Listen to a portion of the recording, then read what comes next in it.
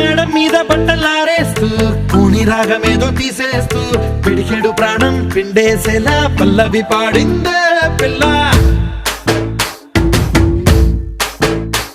నిన్న coffee glass చేతి కందిస్తూ నాజుకైన వేళ్ళు తాకేస్తూ మెత్తని మత్తుల విద్యుత్ తీగై ఒత్తిడి పెంచిందే మళ్ళా.